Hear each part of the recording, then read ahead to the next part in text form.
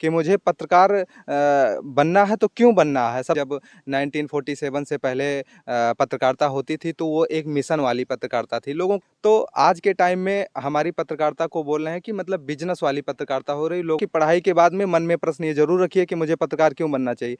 आपको नॉलेज होनी चाहिए। जब आपको नॉलेज रहेगी तो आप कहीं भी कुछ भी पूछ सकते हैं, बेधड़क आप उसके सामने बोलेंगे, आपको कोई दिक्कत नहीं होगी बोलने में। जैसे पत्रकार को मल्टी टैलेंटेड होना पड़ता है। जैसे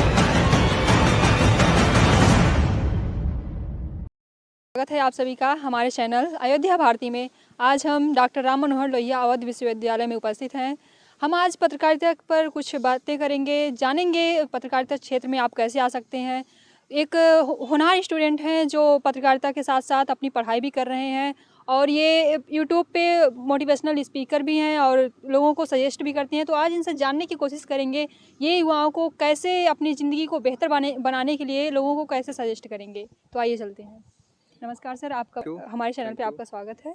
तो आप सर हमारे युवा पीढ़ी को कैसे सजेस्ट करेंगे कि वो पत्रकारिता क्षेत्र में अपने करियर को कैसे बेहतर बनाएं, क्योंकि बहुत सारे ऐसे होते हैं कि 10+2 करने के बाद बच्चे सोचते हैं कि हम अपने करियर को कैसे आगे बढ़ाएं और वो अगर मीडिया विभाग में जाना चाहते हैं तो कैसे पत्रकारिता क्षेत्र में आएँ। सबसे पहले तो मैं यही बताना चाहूँगा कि जो भी युवा पत्रकार बनना चाहते हैं वो निश्चित रूप से पत्रकार बनने का सपना देख सकते हैं और इसमें करियर की असीम संभावनाएं हैं। आप लोग अगर पत्रकार बनना चाहते हैं, +2 की पढ़ाई कर रहे हैं, आप पत्रकार बनने का सपना देख रहे हैं, जैसे बड़े बड़े एंकरों को बड़े बड़े टीवी चैनलों पर आप सभी देखते हैं, तो आपके मन में आता ज़रूर होगा कि मुझे भी इतने अच्छे जगह पहुंचना है और मुझे भी पत्रकार बनना चाहिए। तो आप यही सोचते होंगे कि मैं कैसे बन सकता हूं, मेरी तो कोई वहां तक पहुंच नहीं है, मेरी कोई पकड़ नहीं है, मैं वहां तक कैसे पहुंचूंगा, ये ज़्यादा सबके मन में प्रश्न उठता है। तो मैं उन सभी के लिए बताना चाहूँगा कि आप पढ़ाई करिए, पत्रकारिता जनसंचार एवं मास कम्युनिकेशन एंड जर्नलिज्म का जो कोर्स है, आप ग्रेजुएशन की पढ़ाई कर सकते हैं और इसका एमए मास्टर डिग्री भी कम्युनिकेशन के क्षेत्र में है। आप पढ़ाई करते हैं, अगर आपने ग्रेजुएशन कर रखा है तो आप किसी भी अन्य क्षेत्र से अगर आपने ग्रेजुएशन कर रखा है तो आप मास्टर डिग्री भी इसकी ले सकते हैं। पत्रकारिता के क्षेत्र में आप डिप्लोमा भी कर सकते हैं। तमाम अच्छे अच्छे संस्थानों में ये कोर्सेस उपलब्ध हैं। निश्चित रूप से जब आपके पास इसकी डिग्री रहेगी तो एक अच्छी जगह आप इंटर्नशिप करेंगे, एक प्रैक्टिकल वर्क आपका शुरू हो जाएगा। उसके बाद में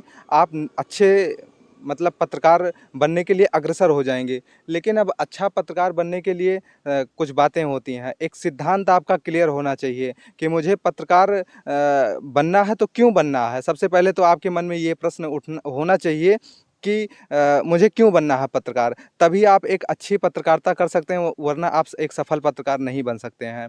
आपके मन में जब ये रहेगा, क्योंकि पहले के टाइम में ये बोला जाता है कि जब 1947 से पहले पत्रकारिता होती थी तो वो एक मिशन वाली पत्रकारिता थी। लोगों का मिशन था कि मुझे आज़ादी चाहिए। आज़ादी किससे चाहिए? अंग्रेज़ों के खिलाफ में वो अपना चला रहे थे।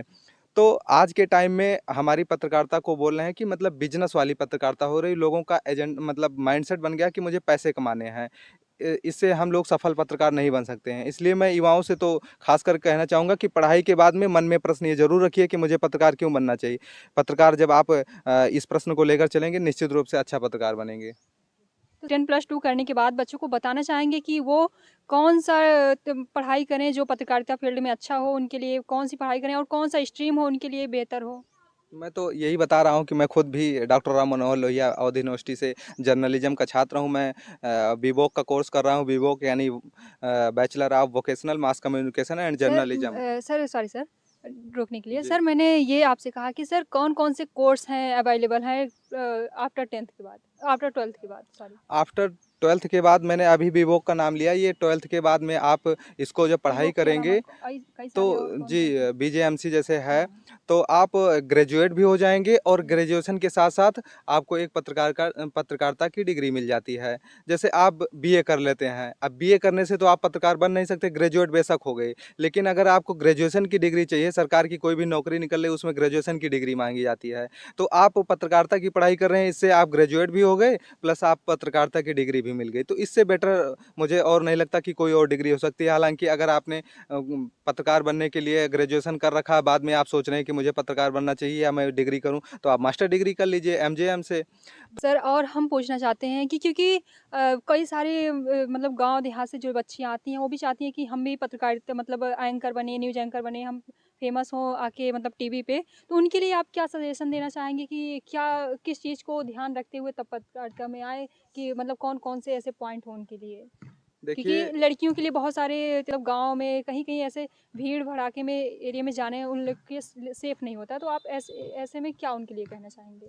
सबसे पहले तो मैं यही कहना चाहूँगा कि अगर आपको पत्रकार बनना है, एंकर बनना है, तो किन बातों पर ध्यान देना चाहिए, खासकर लड़कियों के लिए आपने प्रश्न किया है। मैं सभी के लिए कहना चाहूँगा, युवा पीढ़ी जो भी पत्रकार बनने के लिए सोच रहे हैं, सबसे पहले आपको नॉलेज होनी चाहिए। जब आपको नॉलेज रहेगी तो आप कहीं भी कुछ भी पूछ सकते हैं, बेधड़क आप उसके सामने बोलेंगे, आपको कोई दिक्कत नहीं होगी बोलने में। क्योंकि अब नॉलेज कहाँ से आएगी? आप क्लास करेंगे, आप बुक पढ़ेंगे, जब आप बुक्स रीड करेंगे तो आपको नॉलेज आपकी बढ़ती जाएगी। जैसे पत्रकार को मल्टी टैलेंटेड होना पड़ता है। ऑल इन जैसे वन सर। बोला गया है कि हमारे लोकतंत्र में 3 आधार स्तंभ हैं, जैसे जो लेजिस्लेटिव हो गया, एग्जीक्यूटिव हो गया, जुडिशरी हो गई। तो हमको हमारा जो चौथा आधार स्तंभ मीडिया का माना गया है, हमको ऐसा क्यों बोला जाता है, वॉचडॉग की संज्ञा दी गई है हमारे इस पत्रकारिता को। तो हमको उन तीनों के ऊपर निगरानी करने के लिए चौथा आधार स्तंभ बनाया गया। तो हम निगरानी कैसे करेंगे जब हमको नॉलेज नहीं रहेगी? जब उन तीनों आधार स्तंभों के बारे में हमको पता ही नहीं है कि उसका क्या मतलब है, हमारा देश कैसे चल रहा है, ये व्यवस्थाएं काम कैसे कर रही हैं हमारे देश में, तो हम निगरानी कैसे करेंगे? इसलिए ऐसी जानकारी कलेक्ट करने के लिए हमको बुक्स पढ़ना पड़ेगा, हमको क्लास अटेंड करना पड़ेगा, हमको टीचर के साथ रूबरू होना पड़ेगा। तो उन सभी को इस पॉइंट पर ध्यान देना चाहिए। जब आपको सबसे पहला नॉलेज, दूसरी बात कॉन्फिडेंस, उस जो आपके मन में है, जो आपके आप सोच रहे हैं, आपको इतनी सारी जानकारी है, मंच पर खड़े हुए पैर आपको हिलने लगा, आप किसी का इंटरव्यू करने गए, माइक पकड़ कर खड़े हैं, ग्राउंड रिपोर्टिंग कर रहे हैं, आपका पैर नीचे से हिलने लगा, डरने लगे, तो ये आपके अंदर कॉन्फिडेंस नहीं है। तो उसकी आप प्रैक्टिस करेंगे रूम में बैठकर, अकेले सेपरेट कमरे में बैठकर। तो 2 4 10 दिन अगर आप प्रैक्टिस करेंगे, अच्छी बोलने की आदत पड़ जाएगी और उसको एक्सप्रेस करने का, अपने नॉलेज को ग्राउंड पर पब्लिक के बीच में आपके अंदर मतलब बहुत अच्छा तरीका होना चाहिए। और ये प्रैक्टिस से आएगी, नॉलेज से आएगी। कॉन्फिडेंस लेवल निश्चित रूप से आपका हाई होगा, आप बेहतर पत्रकार, बेहतर एंकर बन सकते हैं, कोई आपको नहीं रोक सकता। जगन्नाथ मिश्रा हमारे साथ जुड़े थे, जिन्होंने बताया कि पत्रकार को एक धाकड़ होना चाहिए और उनको अपने शब्दों पर पकड़ होना चाहिए, तभी वो बेहतर पत्रकार बन सकते हैं। तो आप देख रहे थे हमारे अयोध्या भारती चैनल को। नमस्कार।